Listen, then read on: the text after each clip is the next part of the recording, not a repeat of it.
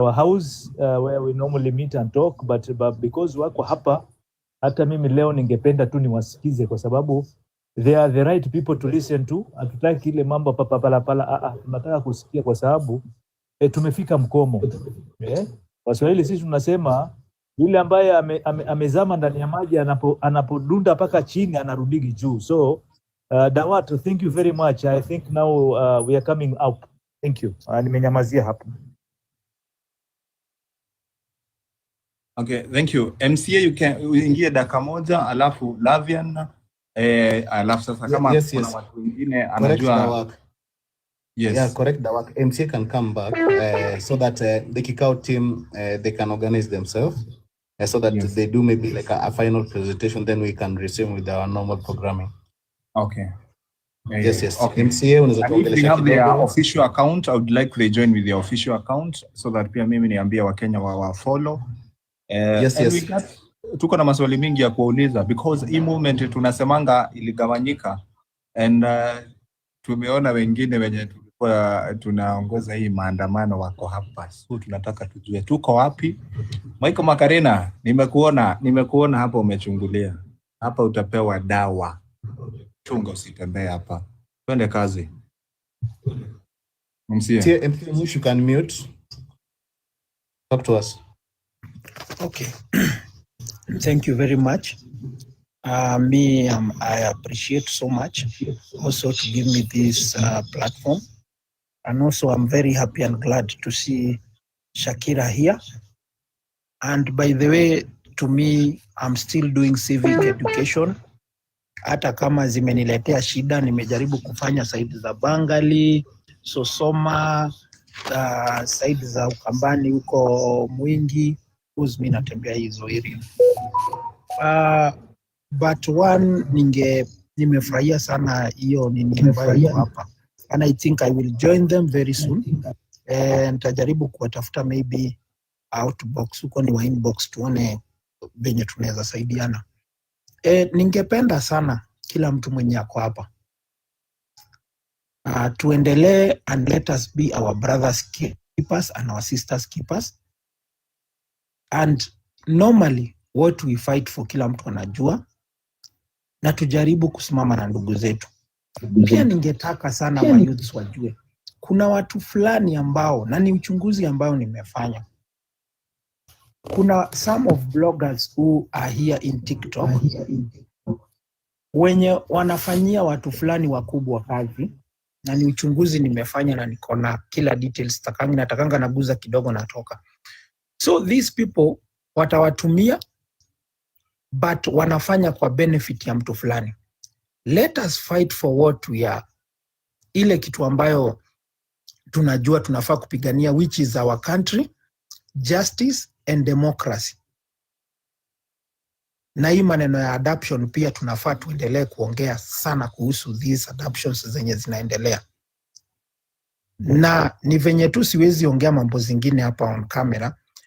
I can remember Dawaka, even I told you last time, nilikuwa hapa naongea vitu fulani na zikaniletea shida, na ziliniletea shida sana hata nikafuatwa, na mimi si muoga because mimi najua wakubwa, nimefanya nao kazi and I know what they can do for you.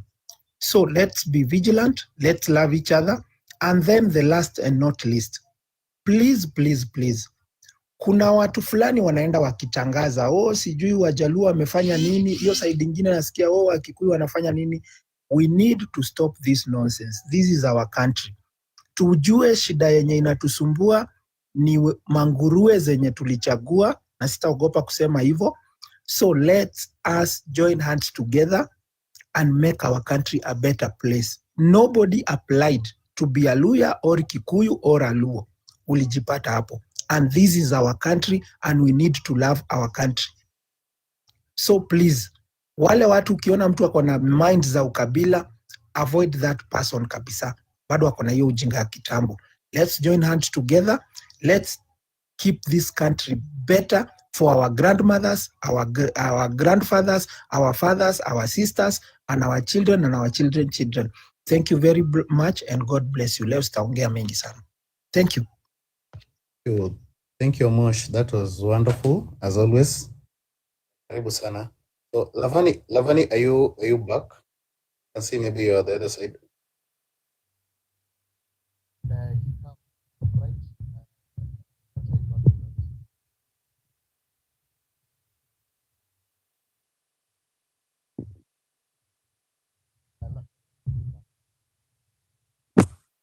Tony hatukusikii. Unanisikia? Yes, I can hear you. Lavani. Okay, asante. So I think ninafurahia tu na mazungumzo jinsi yanavyozidi kuendelea mjadala, lakini langu la mno ni kwamba nataka tuulizane wa Kenya swali ambalo lazima tulijibu siku ya leo. Ni hatuko hapa kujadiliana tu ili tukue na mjadala mzuri ama tuzungumze tu tukue na we have a good story to tell. We are here because we are disturbed. It is Christmas time, my friends. So hizi watu wanatakanoa kuwa na you do merry. You are doing merry with your family, with your brothers and your sisters. It is a time when we should be relaxed back at home, thinking about next year resolution and, what you didn't achieve this year and what you want to achieve next year. But unfortunately, as a country, we're in a bad place. We're in a bad place because clearly our leaders do not listen to us. There is just one man who is sitting somewhere in this country making decisions to make us poor, to make us miserable, and to make us, our lives difficult. I can only imagine that let it not be lost to us that 13 young men and women, right now we do not know where they are. They were abducted from our streets. And the worst thing about the whole situation is that the government says they have no idea at all where our brothers and sisters are. My goodness, what kind of a country do we live in? Sometimes we feel like this country is too big. I mean, like I'm just a single man living within a unit in the country. But you do not know how much power we have. I want to use an example. Most of us use Samsung. Go to South Korea right now. We almost got independence at the same time with South Korea. Very true. And South Korea was also a struggling economy like ours. And things weren't as nice as they are today. But I want you to observe, I won't give you the history. If you want to go and read the history of South Korea, go and read it. But I want to talk to you about something very small, something very little that happens a few weeks ago. A South Korean president came up and declared martial law out of nowhere. And young men and women in South Korea stood up and said, this is total nonsense. They poured out on the streets with everything they got. In South Korea, like what happened is, kuna wale walikuwa wanalipa bills za hoteli. Like, because it is a cold country, it was cold. Watu walikuwa wanahitaji kukunywa kahawa. Kuna wale walikuwa wanaenda wanalipa bills kwa hoteli, wanalipa kabisa bills kwa hoteli, wanasema nimelipia watu 100. Kuna wengine walikuwa wanaleta mablanketi. Kuna wengine walikuwa wanabeba miale ya moto kijanayo kwenye maandamano. Kwa sababu walikuwa wanaamini kwamba nchi yao haiwezi ongozwa na udikteta, hawezi ongozwa na utawala wa kimabavu, hawezi ongozwa na kijeshi. Leo hii kama Wakenya tuweza pata mfano mzuri kutoka kwa ndugu zetu walioko South Korea Kusini, kwamba ukitaka mageuzi ni sisi kama wananchi tuamue kwamba imetosha kuona viongozi wachache wakitunyanyasa, wakituteka nyara na tumesimama tukiwa tunawatazama. My brothers and sisters, the time has come for us to act. We cannot hold back. It is not about me as Lavani Miller. I can be taken away, but it is collectively as a nation. Where are we? We cannot continuously rank as third world country, poor. Our country, our conditions, our living conditions, our education, our health status. We are living in total miserable life. Majority of us can't even make it. We can't even afford to have 3 meals in a day. We can't. Yet we have such a beautiful land with plenty of resources. What do you mean we cannot feed ourselves? What do you mean we cannot raise taxes and empower our people, empower our education system, empower our health system, empower our social services? Why do I need to pay money to get a passport from a government which I'm paying taxes to? Why do I need to pay money to a police officer to come and serve me? I mean, this is bullshit. We got to do what is supposed to be done to take this country to the right direction. And where we are standing right now, the man who is captaining our ship, William Ruto, is failing us. And we cannot allow that to continue. The ship is going in the wrong direction. Wakati umefika ambapo ni lazima tujikwamue wenyewe. Hakuna mkombozi anatoka nje ya Kenya atakuja kutukomboa. Wakenya wenzangu, ndio sababu leo hii tuliitisha kikao tukasema hatutaendelea kukuwa na wananchi wetu wakitekwa nyara. Vijana wenzetu, marafiki zetu, dada zetu, kaka zetu wanatekwa nyara kwenye barabara. Wanatekwa nyara wakiwa wako nyumbani kwao. Hatujui mahali walipo. Hatujui ni wangapi watatekwa nyara. Haujui kama wewe utatekwa nyara. Haujui kama mimi kesho nitaamka kama sipo. We cannot live in a country like that. We must say enough is enough. So when it comes to Monday this week, we are not calling you so that you can cause mayhem in the city. We are not calling you out so that you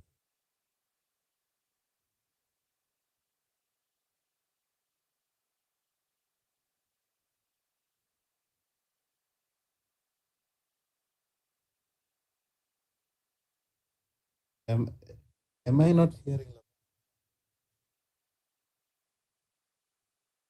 Ameenda wapi?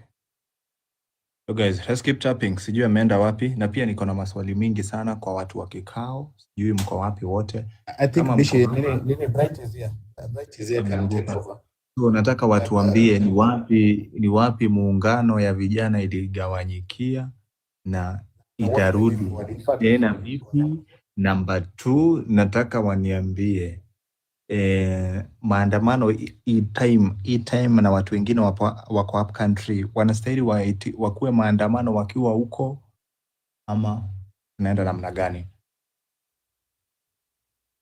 So Bright, you can unmute. Network yako inasumbua. I hope you can manage. Hebu ongea tuone kama uta. Poleni, niko village. Okay. Nilikuwa nimeenda mashambani kidogo. Did you ask a question? Do you mind repeating, please? Of course we mind repeating. No, I don't mind. So the question nani host ameuliza is that mbeleni vijana walikuwa wameungana vizuri, then at some point vijana wakagawana ama watu wanasema vijana waligawana. So as kikao, already you have like a structure or a system. What are you doing to bring the vibes together? What are you bringing to bring the energy together? What are you doing to bring the young people together so that we go back to the solid formation? Then if we have a call to action, we do it united and not divided. Yeah, thank you, Tony, for that great question. So I think for us, we are taking it back to the basics. You know, what happened before when we started, some people personalized the movement, you know. People made it about themselves. People made it about personalities. People made it about, you know, chasing fame to become, you know, the most followed or the most interviewed. But this is beyond that. This is our lives. This is our future. 20 years from now, our majamanya who are in power will not be there. So they're making decisions, putting us in places where 20 years from now, it is us and our children who will feel the impact. So we're taking back to the basics. For us, some of us, even me, I'm a father, I have about three kids. But I ask myself, if I stay in my home, what will the future of these kids look like? Yeah, I have a good job myself. I earn a good salary. But if I stay in my home, what is my brother, my sister? I work in youth mental health, and we have a helpline. Every day, you get calls of young people who are suffering, not just with their mental health, depression, and all these things, but when you trace it, it goes down to they have lack of opportunities, they have no hope, they have no income, they have nothing to do. Many young people, highly qualified, you see. So from that standpoint, as a young person, knowing that what my fellow other young people in their millions are going through, it is important that we go back to the basics and say, this is more than a call to action for one person or just for me or just for so and so. It is all of us, devoid of our tribe. They called us tribeless. Yes, we are tribeless. They said some of us, I don't know, they look down upon us, calling us, we are KFC, whatever. We take our Uber to town. Watu kutoka Westi, kutoka Dandora, kutoka Wapi. We go back to those basics because as young people, this is our future. We're actually fighting for our future. The beauty of it, like I mentioned earlier, we have the numbers. This is a fight, not just against Ruto, but against the entire political establishment. I want us to always remember that the failure starts not just with the presidency, but if you look around, it starts with the parliament, which has been overtaken, which is controlled by the executive. That's a huge problem. In a democracy, that should never happen. So that means we're giving power to people who operate like a mafia. It's a criminal enterprise that you have as a political class. So once we realize that, as a people, this is a fight between the people and the political establishment. This is a fight between the people who obey the law and those who don't obey the law. Those are the ones in power, right? When you hear them on TV, they're still very rude. When you hear Ishungwa speaking, when you hear Junet Mohammed speaking, and you realize that whether it is ODM or UDA or Jubilee, they're one and the same, you see. So let us not allow ourselves to be divided into tribe, into political formations. I know some of us already were in political parties, but this is the fight for the soul of the nation. This is the fight for the future of our generation. We cannot sit at home. We should all come out, own it. As Kikao, that's what you're pushing. And lastly, is that, again, back to my earlier point, it is not bright or it is not somebody's, it is not owned by any one person. We need to build our capacity at scale. Every election, you see people like Salasia, like Toto come in. These are people who had 0 shillings, but they join a political establishment and they become poisoned by that political establishment. It is possible to scale that me, you, him, the 90, 100 of those who are here today, it is possible for us to step up into those leadership positions. But it starts with educating our people. How do we talk to our people? What are the communication narratives we're crafting? And when such opportunities come where we have to speak with one voice, what did you do? You see, do we allow ourselves to be ruled by people who are killing us? Do we allow abductions of our comrades to go on and we are silent in our homes? Do we fear? Because once you fear, you'll be picked up. The next person will be you as an individual. But we saw that if you rise up as a group, as a nation of young people, it opens doors. It wrecks political agreements. You've seen what has happened. Up to now, the government has not relaxed. Up to now, they're still fearful. Let us put their foot on their necks and not let them breathe. Back to you, Tony. Nene, right, the last question before I give Barak. By the host, I want to introduce Barak shortly, but let me finish with Bright. So Bright, as a way forward, how are we bringing these young people together? I'm talking as a young people also. How are we bringing us together under one forum so that we tackle what is happening in a very organized way format? Yes, they say there's a book I was reading, and it talked about there's 2 animals here. There's a spider and there's an octopus. If you cut the leg of an octopus, it grows back, right? And that is what we need to do as young people. But as we do that, can we come together within a brand? So as Kikao, we are building this brand. We are building this institution that represents the voice of young people, that is not owned by any one person, but all of us, that all of us can feel we have a share, we have a contribution. We can build a vision, we can build an ideology within Kikao, and we can engage our communities at scale. So we are bringing young people with Kikao. We're trying to our goal is to actually reach 15 million people by 2027. We know we can reach more than that we all identify as one voice. You know, if 15 million people speak with one voice, we will choose the president, we will choose the MCA, we will choose the MP, whoever. We will get to put people in positions that represent our voices and our wishes, right? So with Kikao, we are welcoming everyone. It is a home for everyone. We are welcoming you, whether you want to volunteer, whether you want to become a representative, whether you have political aspirations, whether you're an IT guy, it is a home for everyone. We are a movement, and as young people, we'll only achieve meaningful change once we have an ideology, a vision, and a togetherness within a common brand. You know, I had someone mention that to run for president, you need 6 billion shillings, or I don't know how much. With 15 million people, you need 0 shillings. With a movement of such numbers, if you say today we want to make Tony president, or Shiko, or Baraka, we'll make him or her We president. have a quick one. I got a quick one. Sasa we got Kikao, we got other movements. Mbona mimi nikuja Kikao na nisiende movement zingine? Why Kikao? And is Kikao a political party? Good question. So, you know, when you look at the nature of our political parties, it is parties that are registered, and usually they are owned like a kiosk. Unasikia ODM ni ya Raila, ODM ni ya Ruto. That is what we are trying to avoid. As Kikao, we have a political end. That is our political end. But before we get to a political party, do we have a common ideology? Do we have a common vision? So as we set up to scale nationally through civic education with Kikao representatives, what are the conversations we're having with people at the grassroots? And do those conversations then tie into the ambitions that we share as a nation? And then once you have that, then you develop a manifesto, then you develop a party. But that party now has national grassroots networks. You have a common ideology. You have a common vision. You're not joined together by the need to go and steal resources. You're not joined together by the need to loot.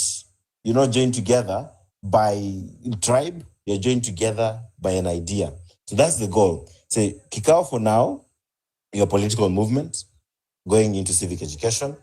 In 1 year's time, with these networks that we will have formed as young people, we will morph into a political party. So that even if you're having discussions with someone else from wherever, they have to represent what we represent.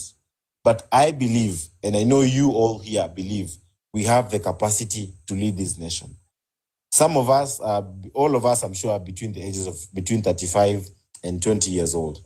If you look around the world, people like Tom Mboya, who are making waves at around 26, 27, right? So nothing, nobody tell you that you are young. I hear them talking down on us like, let your parents teach you to behave well. No. You, as a person who's over the age of 18, have a right to be heard. You have a political opinion. You have a civil opinion. You can do things by your own damn self. So as Kikao, to answer your question, why you should sign up with Kikao is because we represent the idea of each and every one of the young people who are emerging as youth leaders. That Kikao is not a home where you come and you have to bow down to Bright Shitemi to become anything. No, it is you come and you leave your imprint on Kikao. Is that you come and you build your capacity to be a leader in your own space. That you come to Kikao and you're part of a movement that represents the future of this country. That is why you should join Kikao. Thank you. Dawak, if you allow me, thank you, Bright. And I'd still like you to stay along, if it's okay with you. Can you confirm you still have some minutes? Yes, I'm here. Thank you so much. Baraka, karibu. Asante sana. Thank you for having me on board. It's been a long day. We were with the families of the abducted comrades, or friends, or brothers and sisters. And it is quite disheartening. And we were discussing with Senator Okio Mtata earlier this evening. And we feel that going to court is not enough.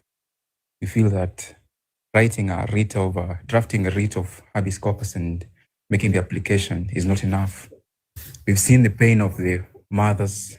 We've seen the pain of the mothers on TV today. And to us, the only option is for us to go to the streets. That is the language it seems this government understands. That's the language which the government has always understood from 1980s, late 1980s, when Umtata was fighting with Angario Maidai in the streets. Up to now, it's the language which they have understood. And I think it's the language which we have not been bold enough to use since Saba Saba and Naninane specifically. And it's time that we go back to that language. I have been having much discussions with most of the ex-influencers, and we've been talking about many of us disappearing. Some we have come to learn of them. At the moment, there are 13 people who are missing. 13 people in the last 1 week have been abducted. And I think while I'm settling right now, I'm just making a poster for each one of them. 3 of them were abducted yesterday, and not on 16th, but it's today that we have learned of it.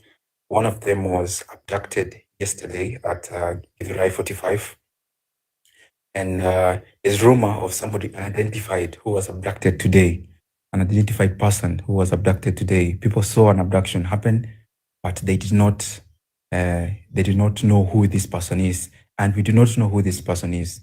So that gets the number to 13 people who have been abducted in the last 1 week. I know we don't make a lot of noise in terms of, when we go to do investigations in police stations to find them. And I don't, for me, I'm not somebody who likes doing PR. And I think Tony and the rest of the people who are at the press, or some of them I'm seeing on here, they know. I find it that oftentimes when we want to fight for justice, we want to fight for them when we believe, not just to be seen or to publicly, shout about it. That's why we go to court. That's why we at times have to, get, for example, today we were receiving news of a case in Moyale. Somebody in Moyale is calling us here in Nairobi at Umtata's office to ask for things, and they're not even a party member; they're a member of Wiper. And for now, we have realized that it is time to set aside his political ambition for 2027 temporarily for us to push for the release. It is time for Morara to put aside his political ambitions. Whoever that you have a beef with because of their positions or their past, and this is something that we have discussed in-house as the Presidential Exploratory Committee. It's time that we use our resources to push for their release. We've been sleeping late, going to police stations. We've been making a lot of inquiries among police officers, and the police officers are giving information. This information is getting out. That's why you're seeing Kinarigadi coming out with information. I wouldn't mention some of the people who are giving us information, but information is coming, and we have allies in the system, but they're also feeling powerless. So if the people in the system, the police officers, were in Kikuyu and we were there, the police officers are supporting us, they want us to continue, but they are feeling helpless. So for us, the best we can do is go back and fight and show that we will not allow this to continue. Right now, if we do not show up, it means that this is going to continue to happen, because it happened today while the president was speaking somewhere else, talking about abductions ending, yet somebody was abducted today, unidentified, but somebody was abducted. So I think it's something that we have to go back to the streets. We have to mobilize ourselves here on TikTok, on X, even now on Facebook. I think for me, I've been exploring how to hack the Facebook algorithm, and for us to go there on WhatsApp, get the information on Telegram, on Signal, every place. And by Monday, we have to be ready to go back to the streets. And we have to show ourselves mightily so that the government can see what has happened in Embu. Obviously, it was mobilized by the local MP partially, but we want to see ourselves out there and to shout as much as possible. And we will deal with those people, whether they will be amongst us on Monday. We'll deal with them after the release of our comrades. But right now, we want to push for their release, and obviously for Ruto to go. because for the abductions to truly end, Ruto has to resign, has to leave office, has to be removed from office if he doesn't resign. I think that is all from me, Tony. I'm settling into more work, but I'll be listening in. Thank you, Barak. Just a little bit. I want to introduce Barak. Barak is a member of the exploratory committee of Senator Okiya Mtata.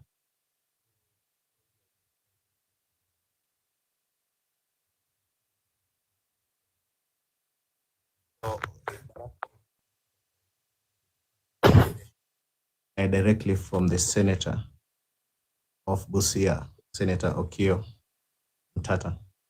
Tony. And yes.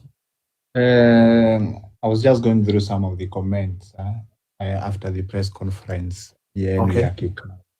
Okay, And watu wanauliza kwa nini hamtaki kugoja 2025 watu wenye wako upcountry wakuwe wamekuja, ama mnataka they participate in demonstration wherever they are, kama uko Busia, kama uko wapi?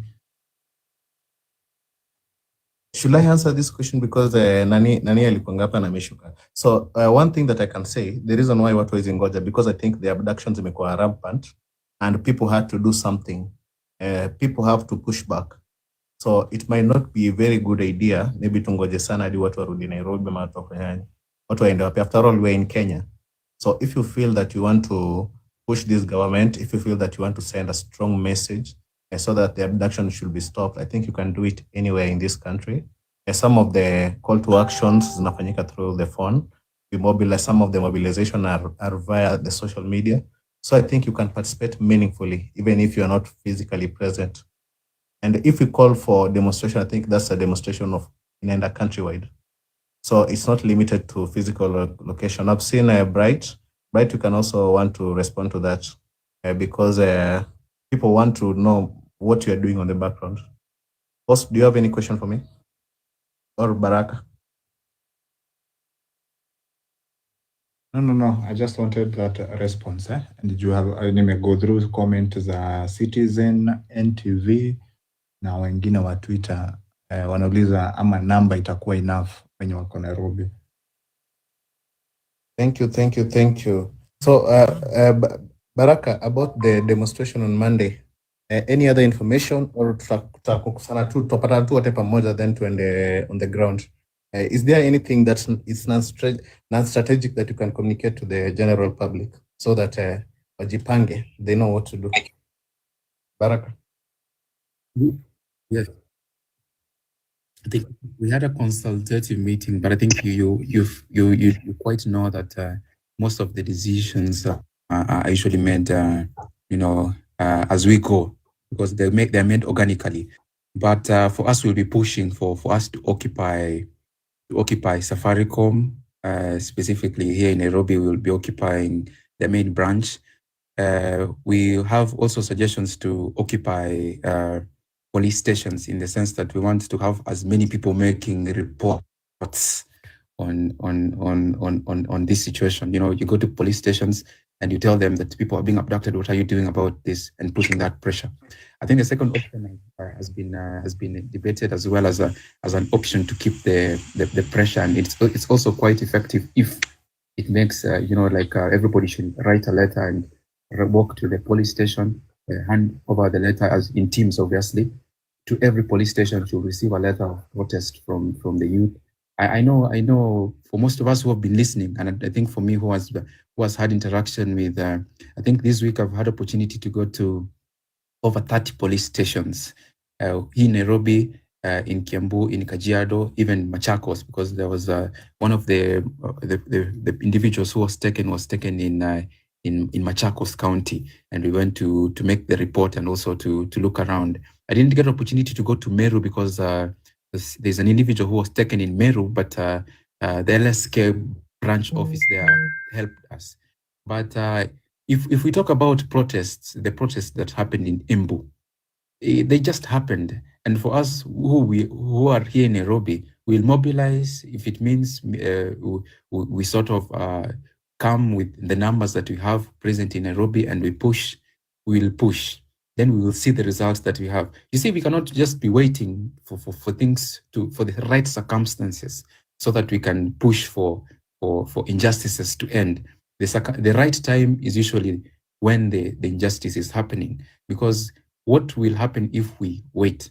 The comrades will continue being detained, and the things will continue happening as if nothing is happening. But if we push and the government hears us, then it works out well for us. If it doesn't, we'll keep pushing, we'll keep growing from there. And I think that's the most important thing that we have to look at, the price, not on the right circumstances.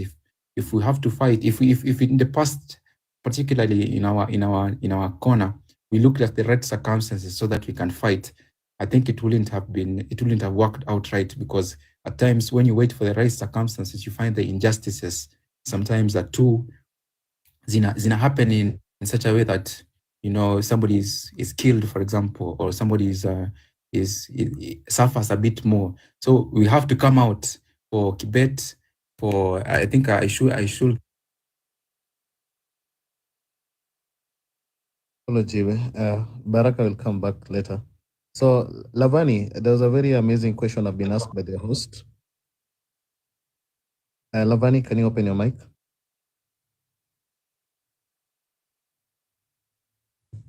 Hello, Lavani, can you hear me?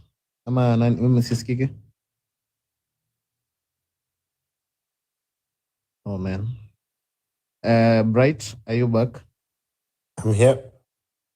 So did you hear the question that was asked by the host? Yeah, was the question about sorry, come again, please, if you may repeat it. Yeah.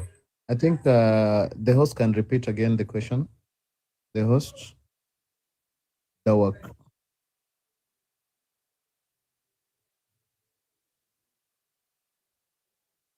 What's happening? I think alikuwa anauliza kama protest ikikuwa Nairobi, situngoja watu watoke Ocha ndo tukuje tu protest. Okay. Alafu balance, msiongee kizungu sana, unajua kuna watu. Sawa fiti. Sheng iko sawa, ama Kiswahili pia iko sawa, sio? You can balance whatever. Unajua watu wanashanga tumekuwa serious sana manze.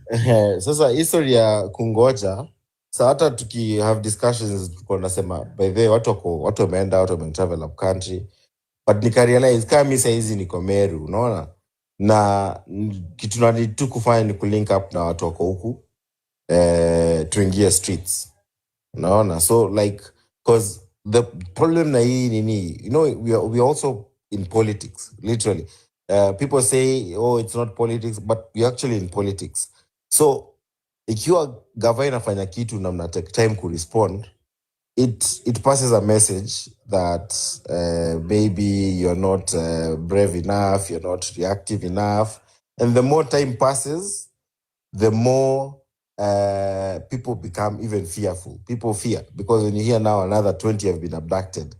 And if you look at the numbers ilikuwa zinaenda, ilikuwa imekuwa rampant. Yeah? So the best thing ya kustop ni, they say the best form of defense is to attack. So when they attack, pia si tuna attack. And we attack through the way we know how. Because legal, of course, tumejaribu hiyo. Hizi options zingine zote zimekuwa zikifanyika. Now, we say we are going on the street. Nishaona kwa news ati wameongea wakisema Ruto sijako wapi uko Nyanza akisema ati we promise to stop abductions. So already you can see a reaction to what we've said. But what we are saying is tunataka watu wote wameabductiwa back, and an explanation of wamekuwa wapi. Ni kina nani hawa wanachukua watu? Ikiwa gava itajifanya ni mafala wajui nini inaendelea, watuambie basi ni nani huyo amekuwa akichukua hawa watu. Bure street lazima tufike. Unaona? So kwanza jibu lako ni mtu yuko Nairobi yako pia mahali. Hapo mahali yako, it is even more powerful when protests ziko kila mahali. Tulifanya protests a few months ago, June, ziko so powerful ni ilikuwa inafanyika, at least I think ilikuwa in almost 85% of the counties. So tupambane, wakirusha, as they say, ora for ora, wakirusha pia si tunarusha, and in good time. Back to you, host. open the communication to my Thank you. panelists. To Okay, open hata nimeona, okay, I've seen Embu, what's been happening in Embu today. By the way, Embu, thank you. You have shown us the way. Tony, mic back to you. I'd like to open the microphone to my fellow panelists. Tungetaka venye Baraka ametoka, ningetaka nani Lavani Bright aka Bishi ulizo swali about the movement, so that we put our heads together. It comes to nini, we get the best strategy how we are going to move forward as a collective unit. So sijita tuanza na Shiko ama tuende kwa mtoto wa Nyayo, Kenya, mtoto wa Nyayo na wengine wenye wako na maswali tuwaulize, watuambie, and then yeah, inaweza kwa maswali, inaweza kwa suggestion, inaweza kwa improvement, it can be any criticism. Feeling free then tuonge. Shiko. Thanks, everyone. Though my network is not that good, but I feel right now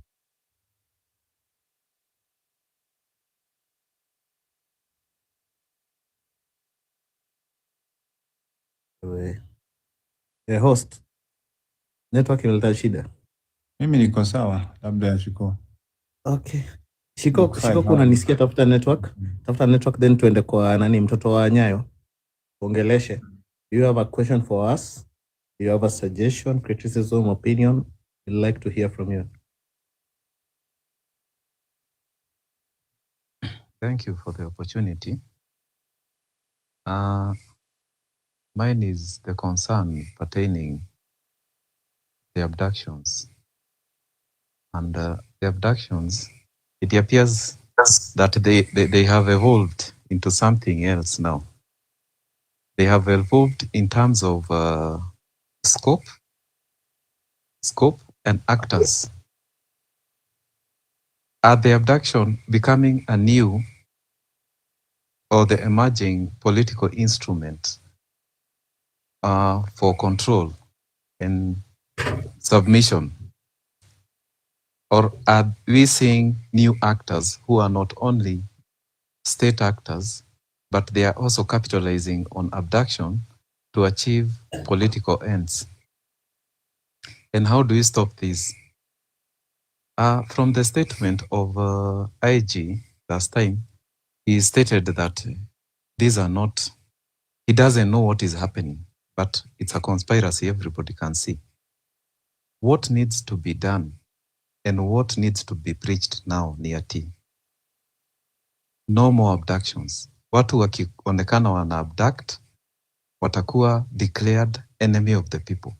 You deal with them there and then. If arrests are going to be made, they have to be formal way. Uniformed officers,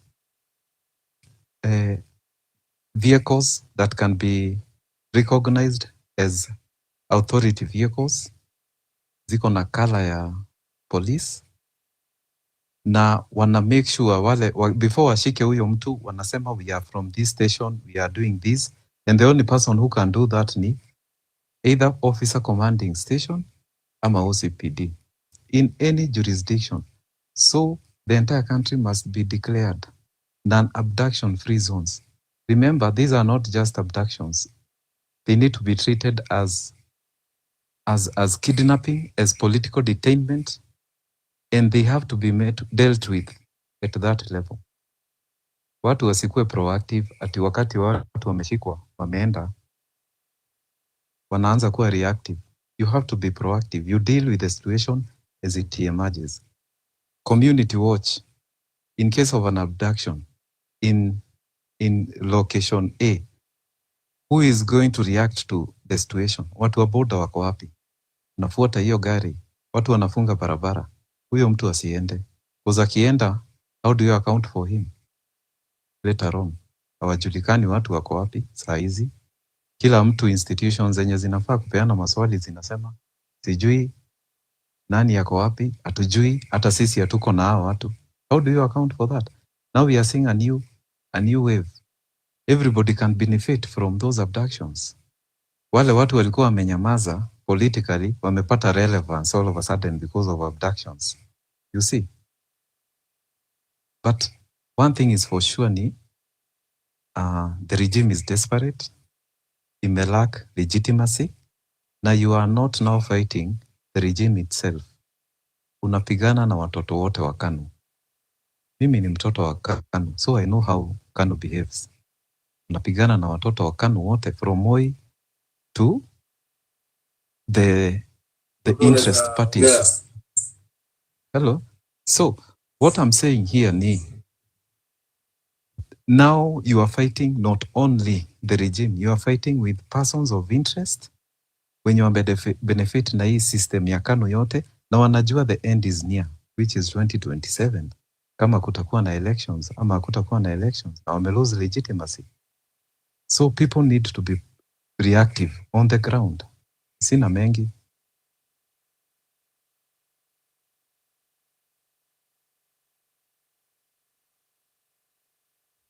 Thank you. Thank you, mtoto wa Nyayo. So Rukenya, next. Say hi to us. Saseni. Poa sana. Nataka kusema, yani it's very sad kuona watu venye wanaadaptiwa, wengine waliuliwa, na si namba kidogo, na government inasema ati ijui. Here to make matters worse, polisi ni ya kufanya nini?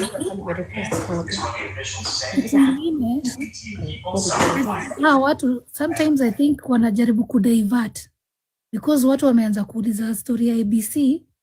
Sasa wameanza kuadapt watu ndio wazee nini, waanza kusaona story ya ABC.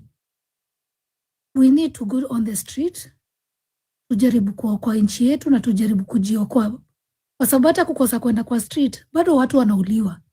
So it makes sense, one day we'll die, but we need to fight for our country, for our kids, na sisi wenyewe pia. Ni hao tu.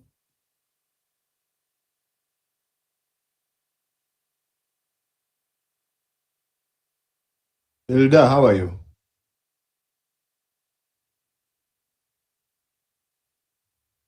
Hilda. Zenu. Mnanisikia? Yes, karibu sana, welcome. Asante sana. Mimi message ni moja. Abductions ziishe na Kasongo asonge tena sana. Hivyo tu kwa sasa. Thank you, Hilda. ABCD. How are you? Thank you. I'm fine. I'm just joining from a busy place. I don't know who's calling me. Sorry. I'm joining you from a very busy place, guys. But I want to tell you, our country is going. Our country is going, and the only person who can save this country is the youth. It is only the youth who can save this country. Those ones who are actually making noise on social media are the only people, and me. Because you know the millennials wakishtuliwa kidogo hivi na abductions wameanza kulia, wamepotea. Unajua wamezoea tu zile za ushtuliwa kidogo unapotea.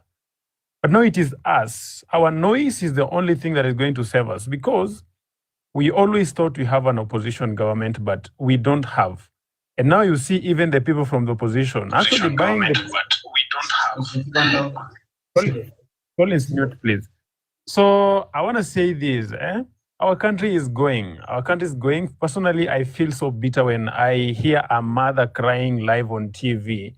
Mtoto wangu, sijui mtoto wangu. Na mtoto wako kwa nyumba mahali anasherekea tu as a politician. Alafu anakuja anasema sijui ati muache kupiga sijui nini kwa social media, misusing the social media. I want to say this, by the way.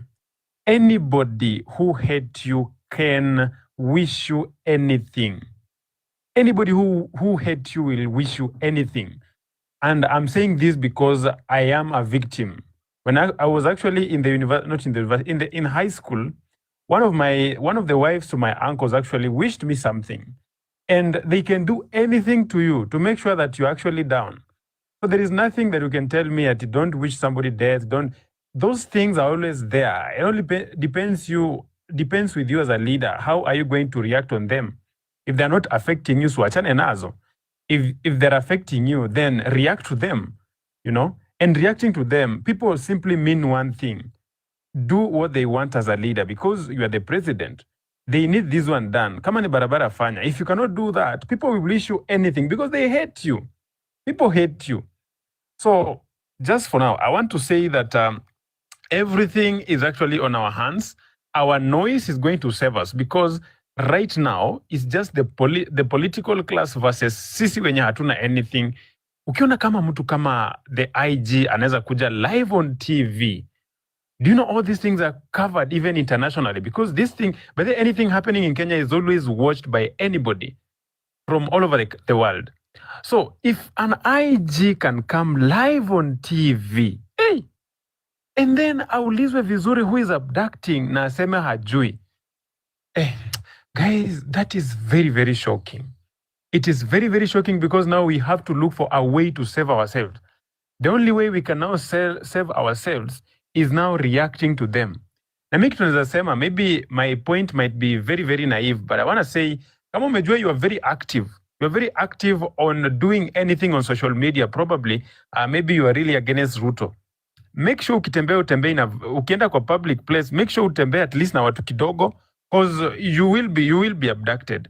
Na ukitembea na watu wengi because we are making noise, we are simply saying whenever you see any vehicle, any suspicious stuff in your eyes, lazima makelele zianze, lazima hawa watu, umejua hawa watu hawezi to shoot because this is going to cause anarchy. Umejua watu wakianza kupiga makelele, tuseme mtu anaabductiwa, then tuanze makelele, then barabara zifungwe. Watu tutawareactive na hawezi to shoot sisi wote. Tutamalizana tu nao hapo na hapo. Kama tukikuwa na such kind of news mahali penye some abductors try to do this and then we actually, stopped them na tukawaua ama tukawachoma, these things will actually stop. Hakuna kinye tunafanya, by the way. Abductions zitaendelea tu kama tujapiga makelele sisi wote ama tuamue tu mara moja. There's something we can do right away. Our brothers will go, our sisters will go, our country. Simona Northeastern hakuna network, it's because of Ruto. Umeona huko kwa kina Fabish hakuna maji, ni kwa sababu ya ile galana kulalu ama sijui ndio nini haijafanywa venye inafaa ifanywe. Umeona kule Western huko kwetu siku hizi hata mahindi unashangaa, kwani hii mahindi tulikuwa tunatoa gorogoro 20, siku hizi tunatoa gorogoro 2 because siku hizi hakuna mbolea tunaletewa ni mchanga. Unaenda kule chini kwa kina Raila huko Nyanza unapata siku hizi samaki hata wanatoka mtoni sio hawajanona. It's because nowadays they don't even feed because saizi hakuna mtu anaweza kula ndizi apate magomba Arusha hapo kwa lake. Unaenda kule kunaitwa wapi huko Mombasa nowadays guys they don't speak up because they are being abducted and sodomized. Yeah? Unaenda huku chini huku kwa Wamasai siku hizi hata wamekataa kutoa ng'ombe zao because they fear ng'ombe zao zitakuwa vaccinated na dawa mbaya. Alafu guys, honestly saizi kila mahali kuna shida kabisa. So Ruto must go. Let us continue with the space. I can see MMESKs here, tumpatie alafu tusikie kwa atheist alafu tutaenda kwa Nicholas.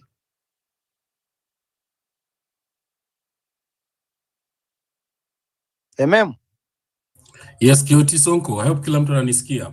Yeah. Loud and clear bwana. Okay, as usual, I'll be very quick.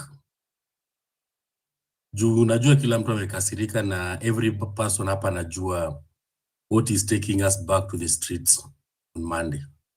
So mimi ile kinataka kusema hapa ni moja. Bana, we don't want to see those people wenye wanakuja kutu confuse hapo. Kwanza Kasmuel asionekane kwa street. Kasmuel should be a messenger to these people. So ukiona Kasmuel hapo mpatie barua apelekee Ruto na watu wake. Another thing nataka kuongea is about our brothers from Nyanza. Leo nimekuwa nikiona that cup of governor wa Homa Bay. And I saw Ruto huko watu wakumshautia vile Ruto anafaa shautiwe bana. This person should not be seen anywhere speaking. Because I saw he admitted that he's the one mwenye abduct these youths. Because he said it that they'll stop abducting Kenyans. Then he goes ahead and trying to advise parent. Yani huyu jamaa anataka tu control kila kitu mpaka ambie wazazi wetu ndo wanatuweka. So me, the only thing I want to encourage us that let's keep on fighting. On Monday tumwagike kwa CBD street mbaya sana. Na kama kuna mtu anajua that specific building yenye inaongelelewa yenye tunaambiwa huko ndio watu wanashikwa wanapelekwa, mtu anaweka huko, mzazi wake anakuwa na stress, bana tell us we need to occupy that place. We don't need like Ruto. Hata if it is possible yo 31st yo crossover tunafaa tuende tuchapia hapo State House hapo nje bana. Tukuletwa hapo ngoma na kina Shalin. So you guys let us be ready na tutokee on Monday. Isiku tu mdomo. Unajua kuna wengine hapo wanaongeanga sana. Ikifika kwa kutokea muonekani kwa street. But whether you people turn up or not, we are going to turn up. Sisi tumeamua because at this rate we are so tired with everything. We are so tired with the healthcare system. Ina collapse hizi nimeona ati on average sijui napatia outpatient 75 shillings per day. Na kuna mtu mimi niliona yangu ya wanikata sijui 1300. I even don't know how they calculated that amount. We have a problem with the education system, in the universities are dying, literally. You saw what happened to Moi University. And it's the same thing that's going to happen to other universities in this country if you're not going to speak out. Comrades, if you are here, this is your life. So on Monday, tokeni pana. And our irreducible minimum is that we don't want to see that new funding model that Kasongo goes around akisema the way it is promoting equality and equity. And in reality natuumiza. Because if you calculate that funding model, sijui nasema ni kutrip ama ni kufanya nini the school fees. Because for me, the course I was doing right now, Nimona, they are paying almost 226,000 per year. Something I used to pay only 28,500. So let us not give Kasongo a space to breathe. Na watu wake, hawa kina Oscar Sudi, ati Oscar Sudi anapata honorary degree bwana. But these people, I don't know, let us do something, Ile mambo ili happen kina Timba Exco, let us do something to these people. Let us remind them that tuko hapa, tunakuwa tukiwaangalia. Saizi Murkomen ndio huyo sasa ati is the interior. And actually so Murkomen saying I don't know the government since they took over they never killed someone. I mean, I don't know. It's just very funny. So for me, ni kuambia we have a calling and we have a meeting with the streets on Monday from 00 hours. Mimi nataka tu hiyo, yani niko tu na the most memorable crossover. Yapen to hapo State House. So that these people, they can know that we are really pained because now we are tired with everything right now. There's a lady who mwenye alisema like, to be honest, everything is about Kasongo. We don't have money. Hata wala tunafanya kazi, the middle class who are very conservative, wala wenye watakangi kuongea. Wanakatwa salary juu na chini. Share inakuja in percentage. Sijui affordable housing, sijui nini. Yani like, we're giving this money literally everything. Na Ashibi, now saizi ndio amejoin forces with akina Museveni, akina Raila Amolo Odinga, and wote wako pamoja. They've just regrouped to fight against us. So the only thing I want to tell us that aluta continua. Let us keep injecting. Let us inject. Paka ujamaa, whatever an abduct watu ja kutengeneza cartoon. You're going to make sure Kasongo make some trips up around CBD. Tunamkimbiza kiasi. You know this guy, I don't know. I just hate Ruto. I just hate whatever he has subjected us to. We are suffering because of this person. If you could tell someone 2 or 3 years ago, pana pesa iko inapotea vile imepotea saa hizi. And it's even funnier, unapata these politicians, they are always showing up in choppers. Usually you saw Oscar Sudi buying mafuta na kila Christmas, anabaya the entire village wanabaywa Christmas.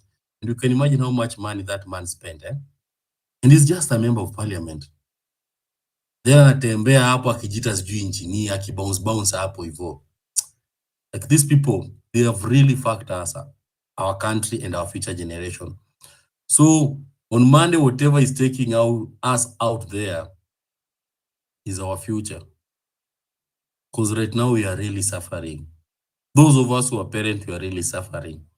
Pesa hakuna, there is no job. Ukienda kazi unasikia mtu anakuambia na kulipa pesa nyingine hata it does not equal your rent. and someone can still spend billions of money to just support a career of an old man who's on the verge of collapsing anytime, anywhere. I'm talking about Raila. And Raila pia naye ameenda side nyingine. These politicians, they are very funny people. Saizi ndio huyo government is spending millions and millions of money sponsoring his candidature. You even ask yourself, kwani Raila akikuwa hiyo chairman itatusaidia na nini? Amekuwa member of parliament, amekuwa prime minister, amekuwa opposition leader. Hizo miaka zote, there's nothing they have given us. We keep on crying. 2024 has been really a tiresome year for us. Munatoka street, mnapigana, mnarudi kwa nyumba, alafu Kasongo anatokea huko hivyo, atana wadanganya vile mama kureshuffle the cabinet. Kiasi anatokea hapa anaita pressa, multi-sectoral, whatever team of experts who are giving nonsense. There's nothing they have given us. So for now, we've joined forces. I can see hata wale watu wenye waamini kama kuna Mungu, atheists, they are here. So for the atheists, support us in whatever way you can. I saw there was a lady who was a preacher here. Go and pray for us. And for us who believe in our ancestors, you're going to ask our ancestors for protection. Even during Majimaji rebellion, they talked to the ancestors and they were protected. For us, we are very ready to go to the street because it's our right. It is our constitutional right. In our constitution, in the treaties that the Kenya is party to. So it is our right. So let us go to the street and tell these people that we need change. And kama tumeamua tuingie 2025 without that change, let it be. And for those top influencers, please, ukifika mahali uone wewe uko na uoga na you cannot continue with this, please stop telling people to stop it, because sometimes pia nyinyi ndio mnatudanganya. Unapata mtu anaenda hapo ameenda hapo nyuma. I saw some people arguing here alikuwa state house. Imagine, I don't know. I mean, you're becoming very unethical hata mbele yetu. So the only thing I want to tell people, bwana, just support this revolution in any way you can. If you can shout, shout. If you can go to the street, go to the street. If you can write anything against this regime, write. Whatever thing you can do to make sure that this revolution give us the fruit that we desire, please do. I drop the mic. Well, okay. Thank you so much, nani MMESQ. Tutasikia kutoka wakina atheists tuone kama wanaamini hakuna Mungu. But guys, mimi saizi nimeingia inbox huku WhatsApp kidogo. Msichana wenyewe ameniambia mambo mengine hapo mbaya, nikajua tu ni Ruto.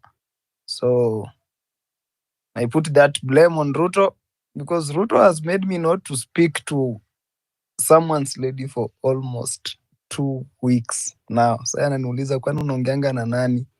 Bana, honestly, hapo ndio tumefika.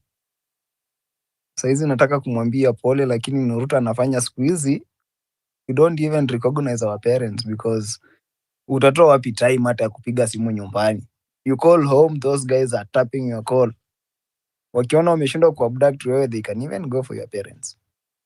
So Kendi, naona unacheka. Nimejaribu kupea mic, unakuja huku juu ukirudi chini. I don't know kama uko na shida na internet, but you can just refresh your X, alafu rudi tena request, then I can bring you up here.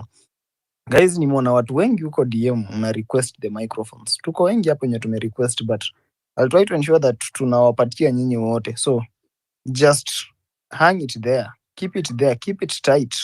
Tunawapatia. So Nicholas then Talia. Alafu tuangalie hawa jamaa wanaitwa.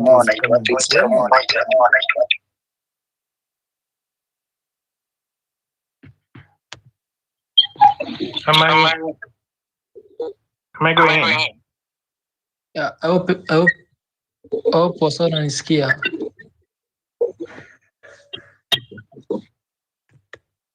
Can anyone hear me? Yes, Nicholas.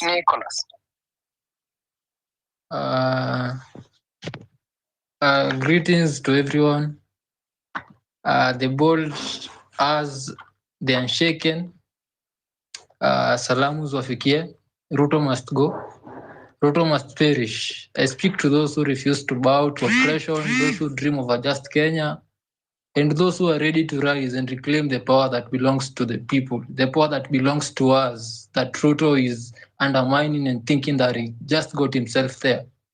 It is a call to action, a cry for justice, and the beginning of a revolution that will only end if Ruto gets out of government together with his tyrannists. We cannot, we can't continue to watch our nation crumble under the tyranny of Ruto and his manipulative regime.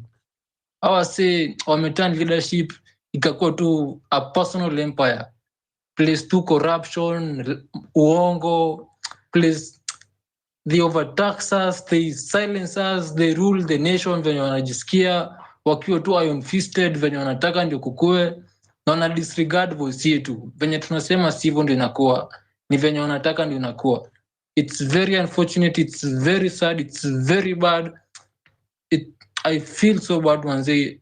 Nasikia tu vibaya manze, kama msemi yangu, mse tu, I feel so bad manze.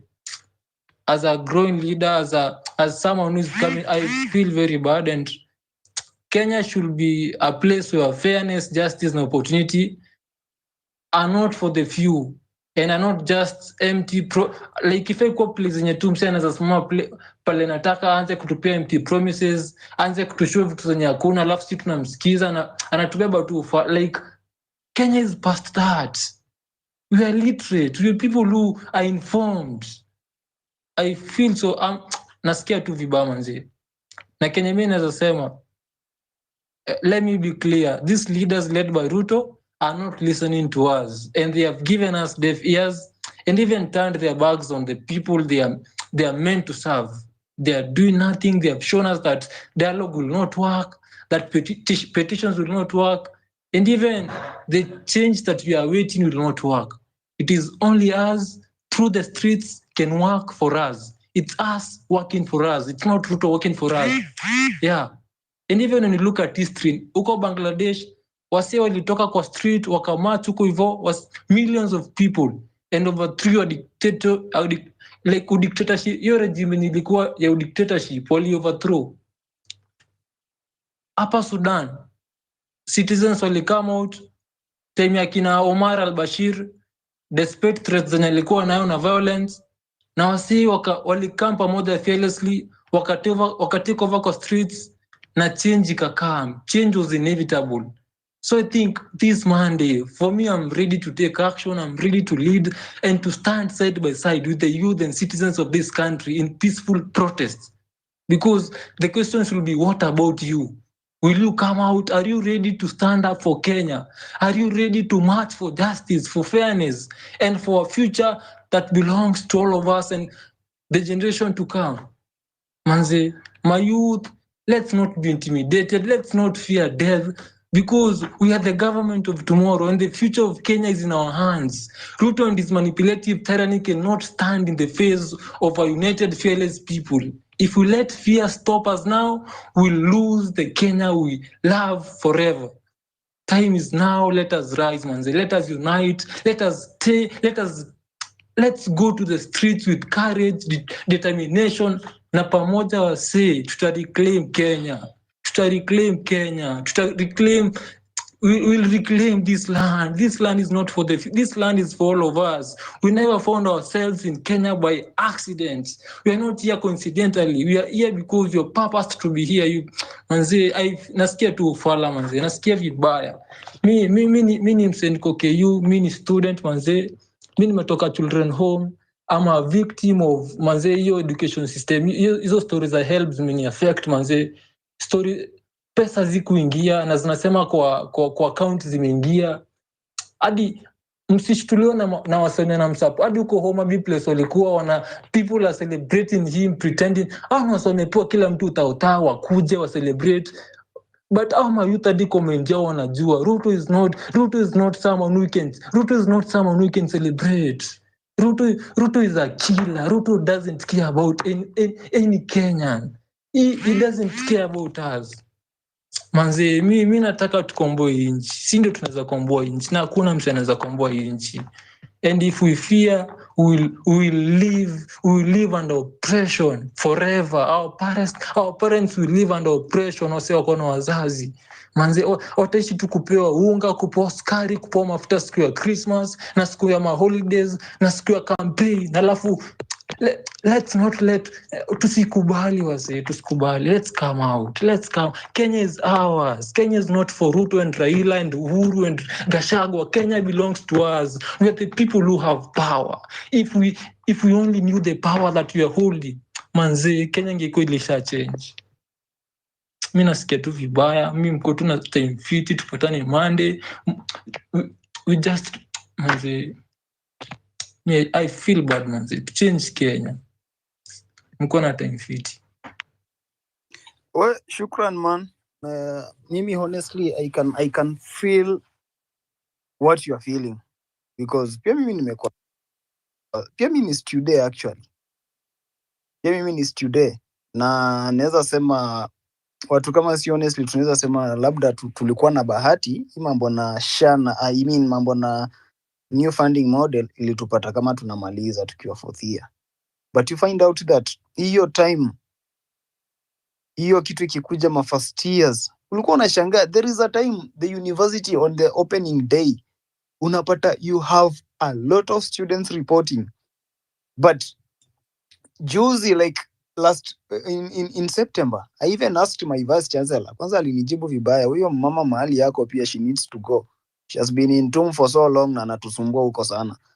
Laila Abubakar, the vice chancellor of the Technical University of Mombasa, nilimuuliza, wewe madam, unaona saizi hii upuzi yenye mumeagree na government kwamba mnataka the new funding model, angalia saizi you are admitting less than 500 students on the first day of admission. Huyo madam kitu alinijibu, aliniambia ati because she's so older, I need to say hi to her before I go straight to what brought her, what brought me to her DM. Oh madam, sometimes I wonder, ukikuwa na watu kama hao 10, unafaa wapeleke kwa Kasonga, hao wote they go home.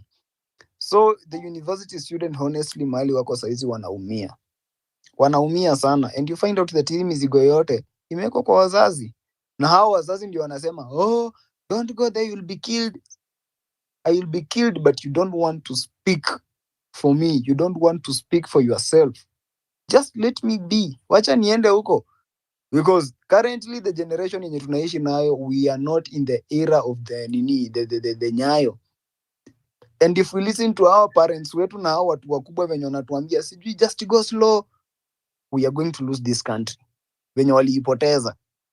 So guys, I think from now we need to move with the speed to ensure that we bring sanity. I can see we have a lady here. Before niende kwa atheist, wacha nipatie Laura, then we go to atheist, alafu Talia. Alafu Nicholas, just hold on there, tutakupatia mic baadaye. Laura. Thank you so much, KOT. Nimeletwa hapa juu niko na hasira moja sana na huyu mtu anajiita Inspector General of Police. Yeye anakuja kutuambia ati yuko aware ama sio polisi ndio wana abduct watu. Is it trying to appreciate the fact that there is a state of lawlessness in this country? What is it trying to tell us? Yeye ndio ana hold the highest office ya polisi. And then anakuja kutuambia ujinga kama hiyo. I was so angered na hizo sentiments zake. And guys, sisi youth wenye tumejaa huku nje, mbona tunajipeanga shughuli mtu akikuwa abducted? What happened to being your brother's keeper? We are rallying each other saizi to end the streets on Monday, but still we'll sit pretty and watch one of our kid or one of our friends get abducted in broad daylight. Na hatufanyi chochote, we will not even scream, we will not even cause alarm or anything. We'll just, as long as see mimi, wacha ule abductiwe. It will be as long as see mimi until it's your child, until it's your brother, until it's your sister. That's when you'll feel the pinch. Guys, let's be on the lookout. Sometimes when injustice becomes law, resistance becomes a duty. It is a duty. Afadhali hata uokote mau upige mtu basi na ujifiche. Because what is that? And the Inspector General of Police anakuja kutuambia ati sio police. What are you trying to tell us, man? Unajaribu kutuambia nini? My second comment is on the issue of this political class yenye sasa wamejicreatia a social structure yenye pesa inarotetia au. They want to impoverish the common mwananchi so that they can rule forever. I'm talking this because I come from Kapsaret constituency where our MP anaweza feed a whole constituency. Wakati hata wengine wetu hatuwezi kujilipia fee or anything. There is a common student hawezi lipa hata pesa, hawezi join university. But an MP anaweza feed a whole constituency. My goodness. There is a problem. There is a real problem that we need to sort out, guys. And what I can tell you, revolution starts with you. If you want change, you are the change that you need. Nobody else will bring change. It is you. Wewe kijana, wewe youth, leader of tomorrow. Ni wewe ndio utaleta change. If you sit pretty and say, ainihusu, I can't go to the streets, wacha wale watauawa ama wale watafanyiwa nini, that change will never come. So let's rally youth. I normally believe in a slogan yenye niliunda inasemanga, we the youth can. We can do this, guys. We can do this. If we rally each other, we move to the streets, kitu yenye hao watu watasikia ni civil disobedience. That is the only thing hao watu watasikia. Saizi they can never listen because wameungana. They've made their social class ambayo ni ya politicians. They don't care about you guys. Nobody has your interest. KOT, nobody has your interest. Nobody cares about you. It's upon you guys to move to the streets, set the record straight for these guys. Waambie imetosha, imetosha. What was so wrong?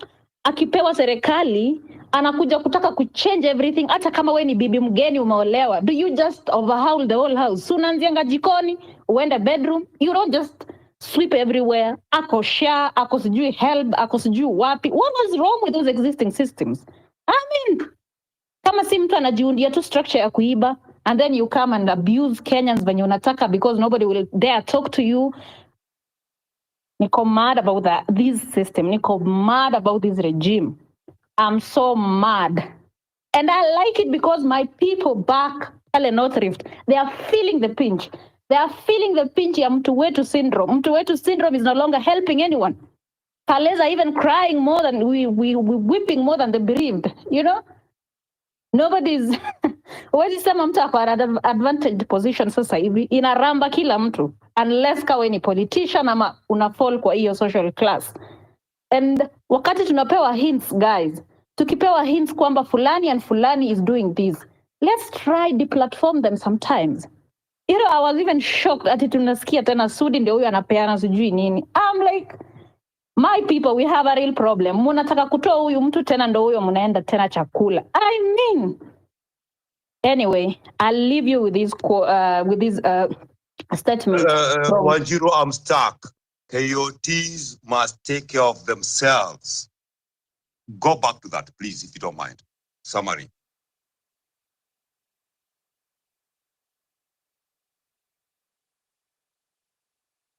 Somebody address me? Yeah, you say something about KOTs must take care of themselves. The KOTs are the ones who are fighting the system, is the opposition right now. Okay? Oh, yes. And they are so threatened that the abduction and that shit, you know. Okay? So, what's the next step? How can we deal with this as citizens, as young people, for example? And we are being told, my children, if you are under 26, you are my child. You have gone to school, your parents are obedient, have been obedient to you, have done everything for you. You have done everything for yourself also. You have passed all the exams or done something. You know what I mean? You're my child. That's it. So you have manners, you know accountability. Now you see the government, what is it? Mabonga, I'm sorry. Okay, can I finish? Yes. Kindly, I was to leave you with, I'm a strong believer of the Marxist theory, guys, where the oppressed class can try and overthrow the dominating class. If you do that, you'll create a positive social structure that will benefit the normal class. So guys, Monday. But how can you determine a normal class from abnormal class if you don't fit? Rastan, with due respect, I think like we are not having an interview. Kindly, I think let us just give someone some minutes to air out their grievances, their issues, and then we proceed to another one. But if we continue having conversation, discussion, and interrogating each other, and probably being like we are having an interview here, then we are going to lose the plot of this space.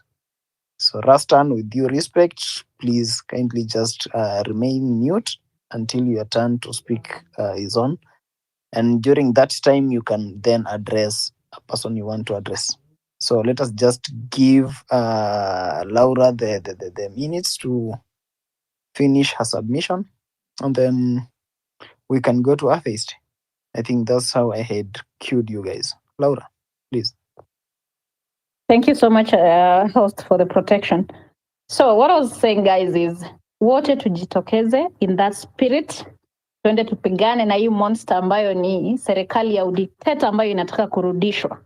Inataka kurudishwa kwa sisi ambao some of us tumeenda shule, wengine tuko enlightened, tumefanywa sensitization. So to Tokyo on Monday, let's all be out on Monday, bring everything to shut, and wataskiza. In the long run, wataskiza. It will start with groups of 10, 100, 1,000, even.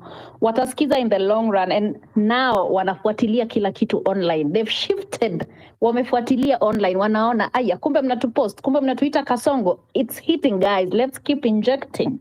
We, the youth, can. We will make sure. We, the youth, can. Strong. Tuonane Monday. Okay, thank you so much, Laura. Shukran sana, tuonane Monday. Na sio Monday peke yake, guys. Msidhani ni Monday peke yake. Be ready for Monday, Tuesday, Wednesday, Thursday, Friday. Kuna hii song inasemanga Monday ni kazi, Tuesday ni kaa tu Monday. So Monday ni streets, Tuesday ni kaa tu Monday, Wednesday ni kaa tu Tuesday. Hivyo. So next week from Monday to Friday, you know, guys, where we need to meet. So Atheist, kindly just jump in, give us your submission. Asante sana Coyote Sonko, and let me greet everybody here and begin by introducing myself. My name is Harrison Mumia, the president of the Atheists in Kenya Society. And I just want to point out something very quickly. We are not in this because of what we believe or what we don't believe. I'm an atheist, you're a Christian, another one is a Muslim, another one is a Hindu. We are in this because we have something called human dignity. We are fighting for the soul of our nation. Ladies and gentlemen, this is a fight for what it means to be a Kenyan. When you see wamama wamepanga line, wanapewa chakula, unapewa kasuku, mafuta ya kupika, and a few other things. These are women and men who are over 60 years. That is not the dignity that we are fighting for. We want dignity for everyone. When you're seeing you can't get a job as a youth, we are fighting for the dignity of the Kenyan citizen. And that is a very serious baseline. What we are doing on Monday, we are going out there to say we deserve dignity. The class system, because we do have a class system, the class system that exists right now, we are the only people who can have choppers, the only people who can make donations and give food are the politicians. That is a class system. Because on the other hand, we have us who cannot get jobs. So they're using the class system to suppress us. I want to point out something that Ruto said today. Ruto said that parents should take good care of their children. I want to say today, Ruto is not our parent. yeye achunge watoto wake, the Kenyan parents will take care of their children. So Ruto should have no business with anybody's child.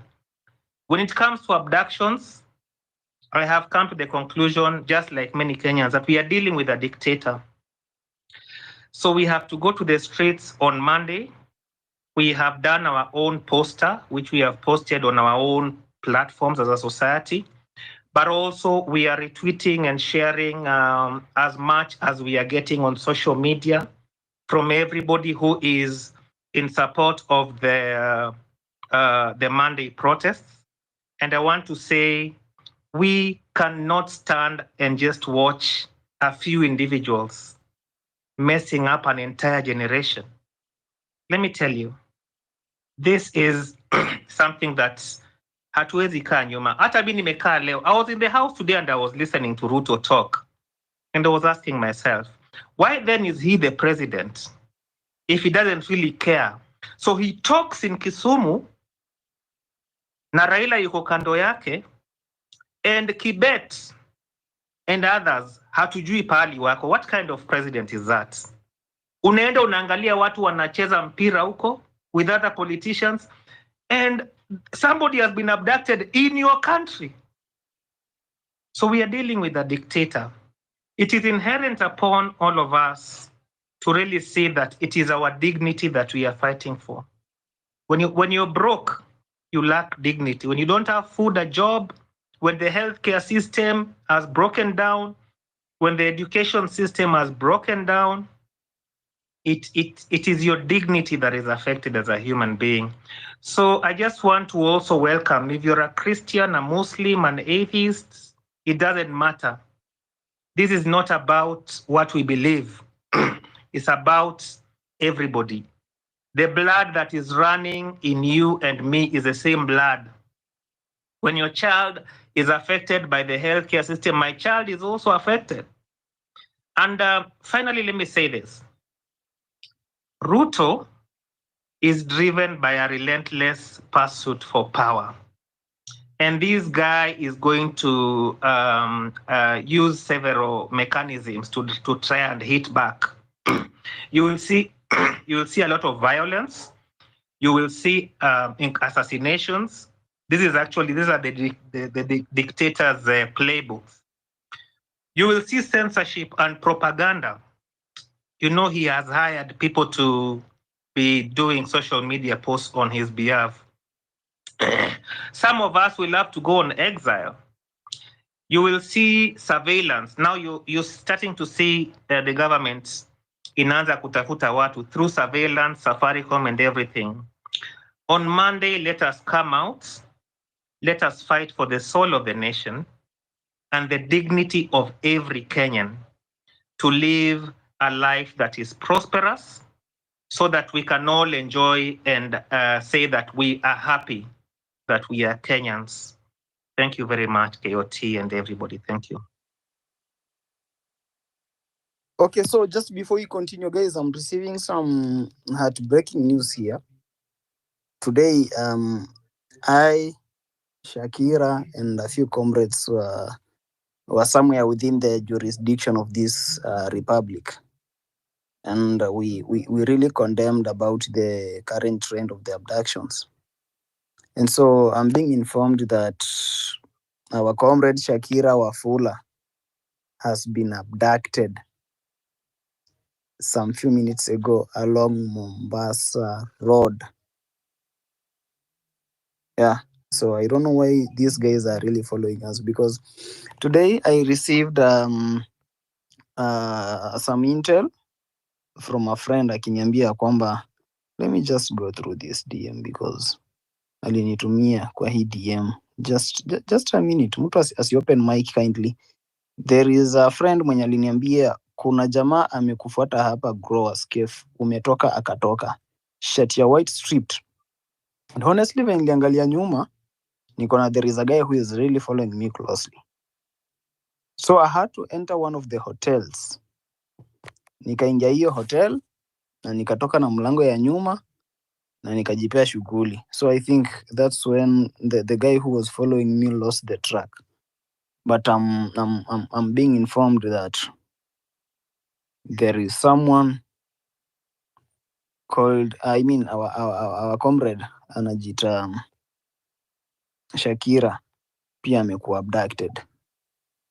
So I really don't know why these guys are so much intimidated, because they think that they are intimidating us, but they are more intimidated than us. Because when we were with Shakira, we had all the media houses in our country, and we said because we have been speaking, we have tried all means, but this government is not listening to us. Then we call for the protest from Monday to Friday, and it was aired live on the live TV, on Citizen, on KTN, on TV47, on NTV, and all those media zenye mnajua. In fact, hata the local medias from Western kina Tandao TV were there.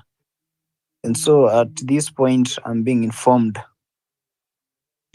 that our comrade Shakira Wafula, the famous Shakira, has also been abducted.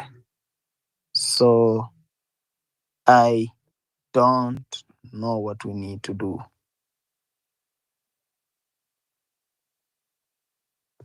Honestly, I don't know what we need to do. I really don't know. That's why nilikuwa naambia some of us, we spend most of the time indoors unless kama tuko na biashara huko nje. Na tukiwa na biashara huko nje, coming back to our houses, it's so difficult because you cannot just come direct to your house. You have to patrol your house. Upite uende to see whether there is someone who is following you or there's someone who is just trying to ensure ajue ni wapi unaishi. So sijui what we need to do. Can I have Christine then Farah, please? Christine, then Wanjira, you can take it up. Let me just try to follow up what is happening. Wanjira, just take it up, please.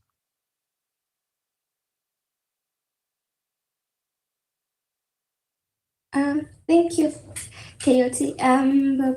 We have Christine Wekesa. The mic is yours. And then we have a lot of requests, guys, so let's keep on the time. Christine Wekesa, the mic is yours. Take over.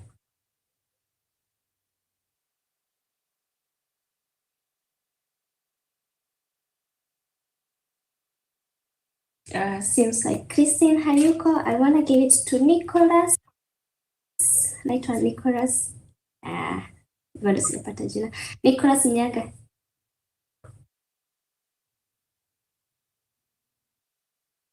Thank you.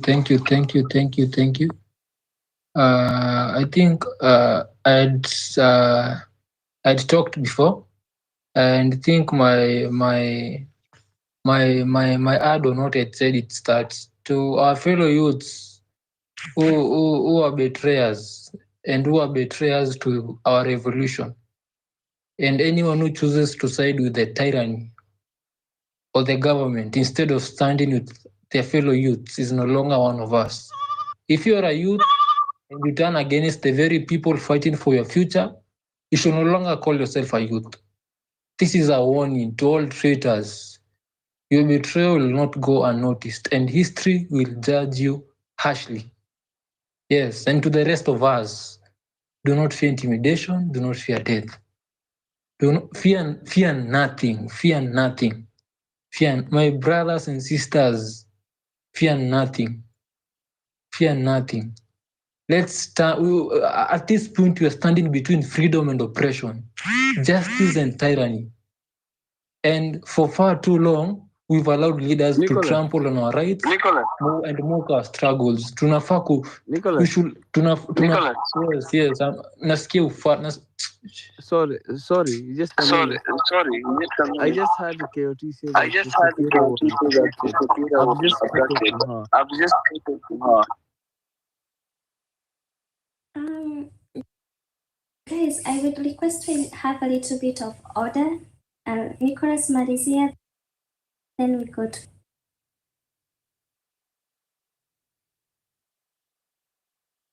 Nicholas, just pick it up. Farah, hebu tutafutane huko WhatsApp kiasi. Manze, mi najua tutaabdaktiwa, kuna wengine wetu watakufa, kuna wengine wetu tutachapwa, tutavunjwa miguu, but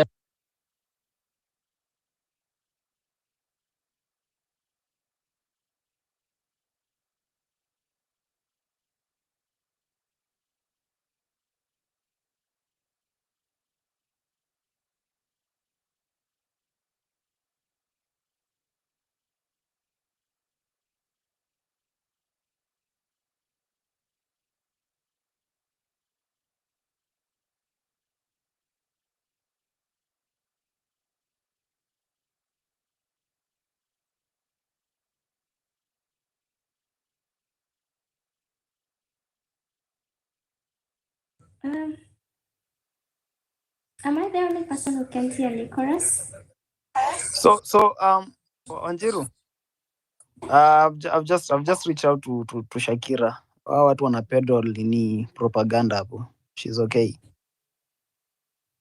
Is she okay? Yes, safe and sound. Okay.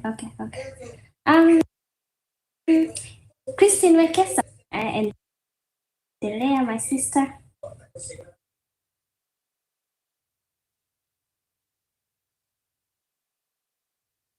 Hi guys. Mnanisikia? Hi Wanjiru. Hi. Can you hear me? Can you hear me? Yeah, good evening. Yeah, okay. Good evening too. #end abductions Kenya.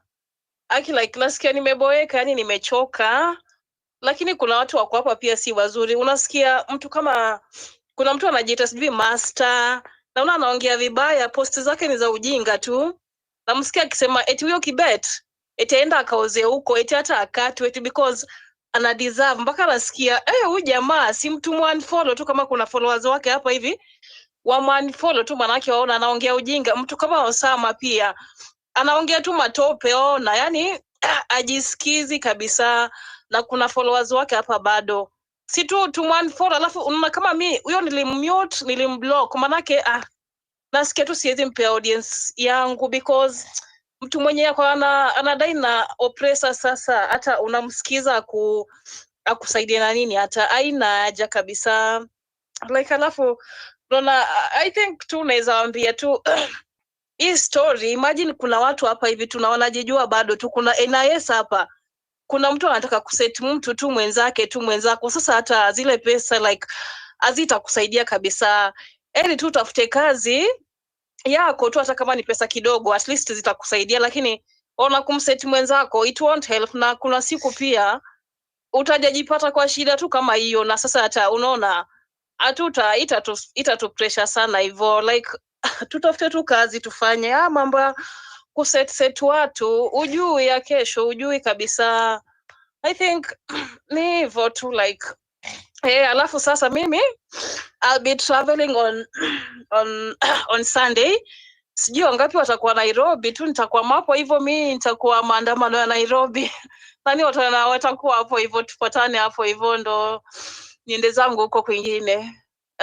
Hivyo tu like nasikia tu nimeboeka, yani anafanya vibaya huyo Ruto.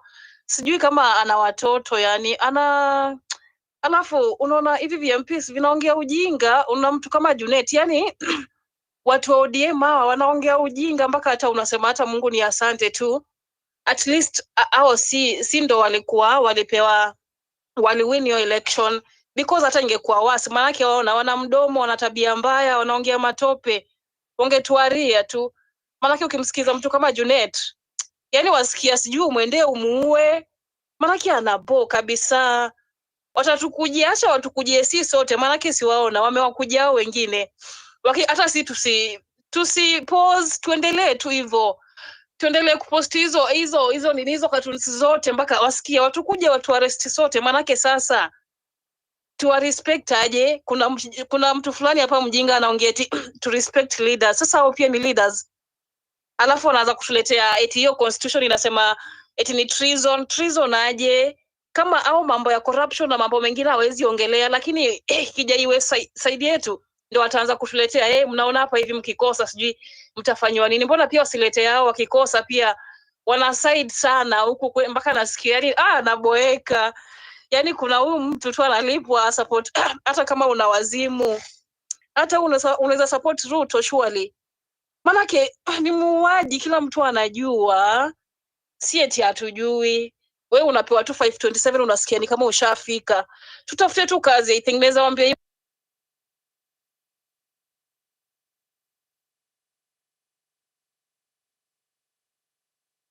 Okay, Wanjiru, I think Shakira ako hapa. Wale mnataka proof of life, she's here. Shakira, you can pick up the microphone. Ukuje waambia watu from Monday to Friday.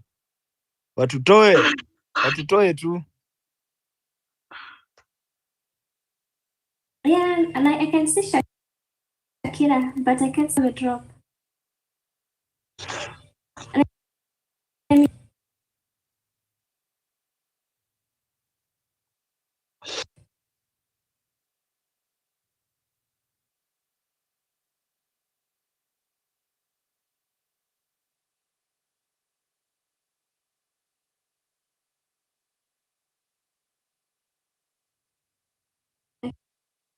I can't see her anymore. Kabra, can you take?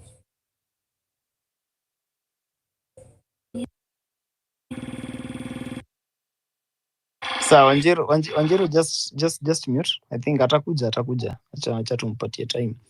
And so acha tusikize kutoka kwa Farah. Farah, niaje?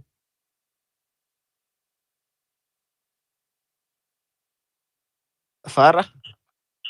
KOT, can you hear me? Yeah, I can hear you. Hope you are not Maalim. Tafadhali utinilinganisha na ngamia.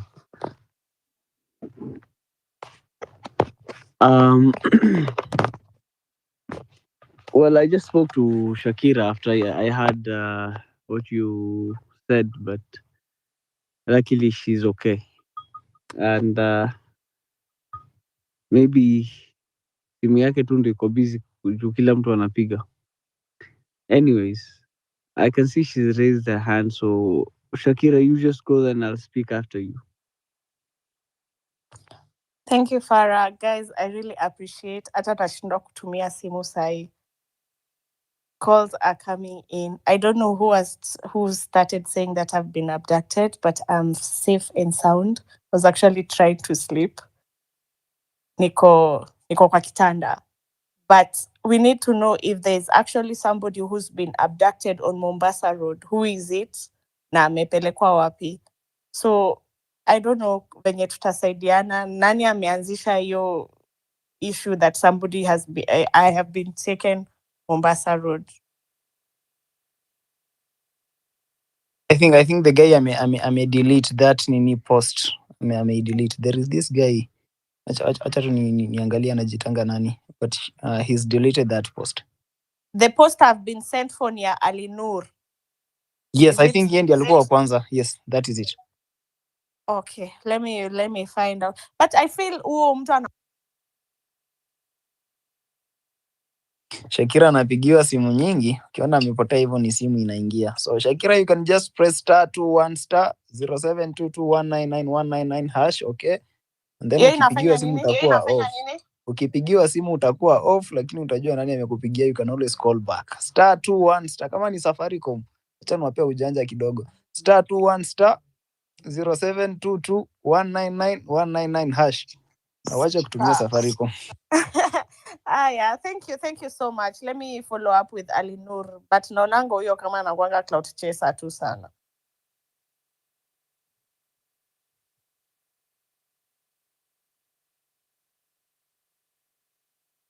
Okay, sawa guys, I hope mmepata hiyo ni proof of life. Shakira is safe and sound. Bana, mimi karibu nitokwe na wazimu bana. You know, Shakira amefika nyumbani, tumekuwa na yeye. Nimekuwa mimi, Shakira, Lavani and a few comrades, na akaniambia amefika nyumbani. Kaambia okay, pia mimi ndio nafika saa hii. So saa hizi alafu mniambie tena Mombasa Road, jamani. Karibu nitokwe na wazimu. So Lavani, acha kucheka. Unaweza ongea basi alafu upe Farah. Lavani. Thank you, KOT. I mean, like, I was like almost nikiseme twende maandamano saizi because that would have been too much for me. I couldn't have bared it. Ladies and gentlemen, I appreciate you staying this late just to talk about the state of our country.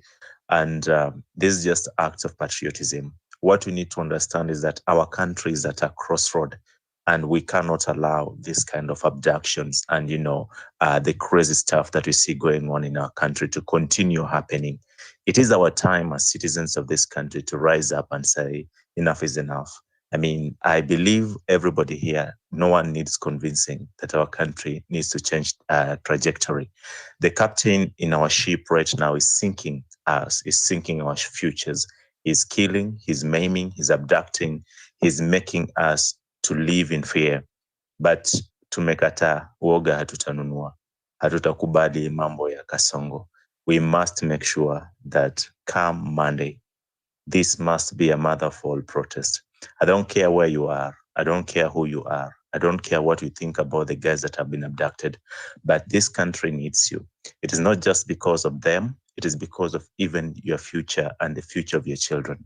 We need a country that serves all of us, a country that understands the need of our people, a country that responds to the needs of the people and not to the few elites.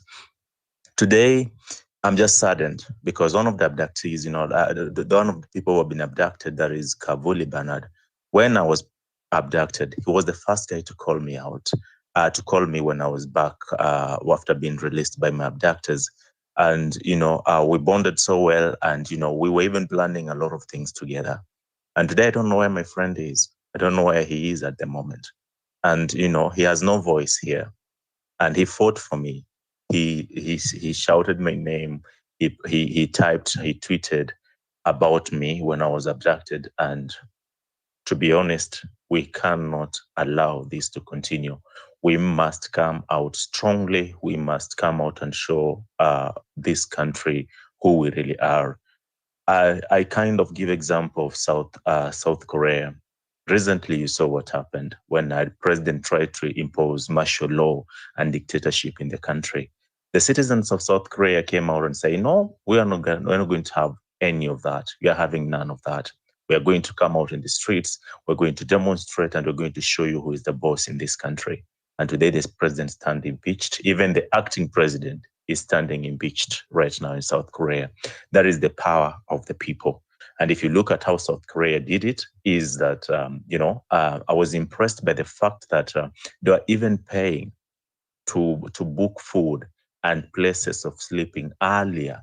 For those who could not go there, they send their money. They were like you could go to KFC in South Korea and you feel like someone has paid for 200 people who will be coming in. So it's already booked. So everybody understood their duty.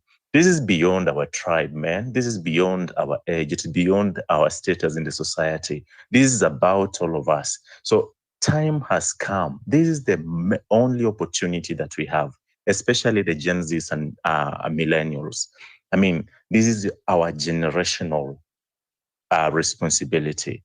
It is a burden but it's a glorious burden that we must carry with pride and deliver a Kenya that our children will be proud of. Our children will look back and say, our parents worked hard for this nation, and they will want to maintain that status. So I encourage each one and every one of us. I mean, it is beyond waiting for 2027, because this guy, 2027, is too far. It is too far, my guys. It is too far, my friends. It is too far, my sister and my brother. 2027 is too far. We cannot be with Kasongo until 2027. We'll be jumping from crisis to crisis. Today we'll be shouting about Adani. Tomorrow we'll be shouting about Shah. The next day it will be about corruption. The next day it will be about abduction. We need to end this madness once and for all. And that's why I'm here to say, fellow countrymen, patriots, ladies and gentlemen, we need to rise up and be counted. If you cannot stand up, then stand aside. Let the people who are willing to save this country from the scratches that you're falling into and bring us from the edge that we are about to go down on, we need to bring this back this country back to where it belongs. Wakenya wenzangu, wakati umewadia ambapo ni lazima tuseme kwamba imetosha.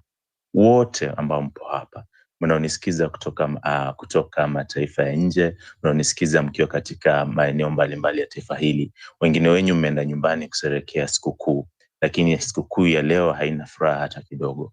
Wakati umefika ambapo lazima tushikane mikono kama Wakenya, tufahamishane kwamba kama ndugu na dada kwamba nchi yetu inatuhitaji, taifa letu lipo mahali pabaya, na yule tu anayeweza kukomboa taifa hili ni wewe na mimi. Kwa hivyo Jumatatu ijayo na wasihi, mahali popote ulipo, haijalishi unafanya nini, jitokeze. Tunasue nchi yetu kutoka kwa mikono ya hawa wakoloni mamboleo ambao wanataka kutunyanyasa na hawatujali hata kidogo. I mean, out of all the leaders in this country, none of these leaders, even in the military, okay, I won't involve the military, by the internal security organs, not a single individual is willing to tell us where our brothers and sisters are. I mean, this is unacceptable. It's unacceptable, guys. Let me stop there. But what I can tell you is that we have power within our hands. We have power within our limits. And there is no military, there is no president, there is no security force, there is no position that can stop a people that is united. That is my parting shot.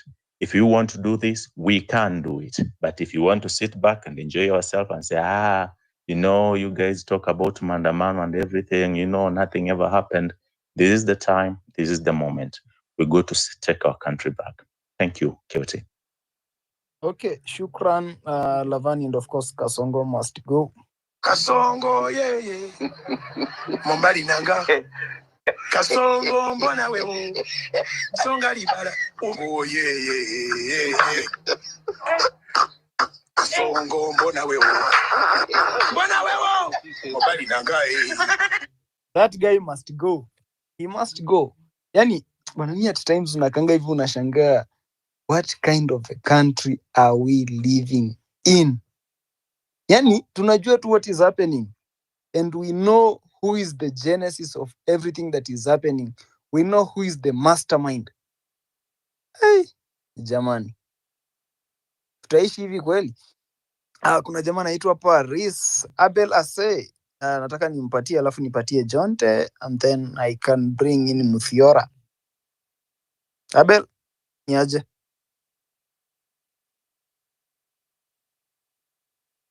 Abel.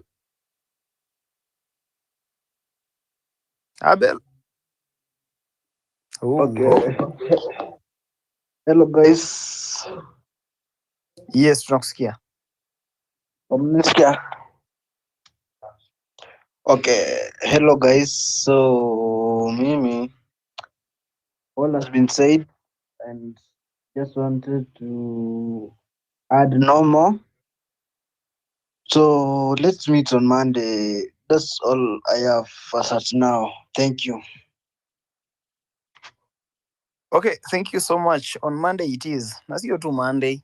Musiseme tu Monday. We are doing it on Monday, Tuesday, Wednesday, Thursday, Friday. Ukichoka Monday, tulia utakuja Wednesday. Lakini ufai kutulia because ukichoka ni unajua mtafutaji achoki. Akichoka atakuwa ashapata. So from Monday until Ruto must go. Because honestly we know who is the genesis of everything that is happening in our country. So Jonte, yaje?